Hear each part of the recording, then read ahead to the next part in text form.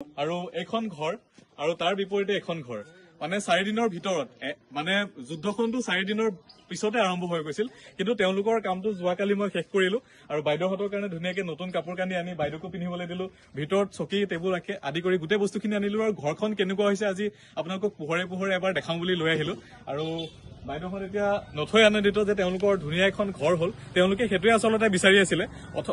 অৱশ্যে মানুহে কমেণ্টত বহুত কিবা কিবি কৈ আছিল আৰু বেলেগ কিবা কিবি সহায় কৰাৰ কথা কৈ আছিল আৰু মই যিমানখিনি পাৰো বাইদেউহঁতক সহায় কৰিম বুলি তেওঁলোকক আশ্বাস দিলো খুব সোনকালে আকৌ আহিম মই আৰু ঘৰখন কেনেকুৱা হৈছে আপোনালোকক কিবা দেখাবলৈ চেষ্টা কৰিম আৰু ঘৰখন আমাৰ যিটো মানে বনাইছো এইটো আমি মোটামুটি প্ৰায় 20 ফুট বাই 10 ফুটৰ আমি দুটা ৰুম বনাই দিছো মানে 20 ফুট বাই 10 ফুট আছে আৰু সোমাই আহি ইয়াতে ধুনীয়াকে মজিয়াখন কিন্তু আমি ঢালাই কৰি দিছো যাতে মজিয়াখন বহি নাযায় ধুনীয়াকে ঘোলা মাৰি পুৰা ফিনিচিং কৰি দিয়া হৈছে আৰু তেওঁ মানে খুচকাহি যিহেতু উঠা নমা কৰিব নোৱাৰে চুচৰি আহে প্ৰথমে এটা ষ্টেপ দিছিলো কিন্তু তেওঁ অহা যোৱা কৰা দিগদাৰ হ'ব কাৰণে এনেকে পুৰা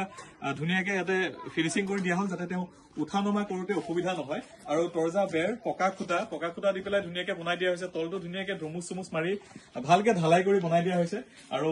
কাৰেণ্টৰ ব্যৱস্থাও কৰি দিয়া হৈছে যিহেতু তাতে তাৰ পৰা ইয়ালে তেওঁলোকে শিফ্ট কৰিব আৰু ইণ্টাৰেষ্টিং কথা তেওঁলোকে ইয়াতে এখন পূজা কৰিহে ঘৰখনত সোমাব বোলে মানে পুথি আধাৰ পঢ়াইহে তাৰপিছত তেওঁলোক সোমাব গতিকে গোটেই আচবাবখিনি ইয়াতে অনা হোৱা নাই আৰু দেখাই পাইছে ইয়াতে মই ফাৰ্নিচাৰবোৰ আনি দিলো আলনা এডাল আনি দি দিলো তেওঁলোকক টেবুল এখন বহিবলৈ চকী নাছিল চকী কেইখনমান আনি দিলো আৰু বিৰাট কিন্তু মজবুত হৈছে মানুহ বোলে মানে কিছুমানে হয়তো মানে ভাবিব পাৰে যে একদম টেম্পৰাৰী কাম এটা কৰি দিয়া হৈছে বুলি কিন্তু মানে হিলাই চালে নিহিলিব কাৰণ ইয়াতে প্ৰায় 3.5 ফুট মান আমি গাঁত খানি পোতা হৈছে আৰু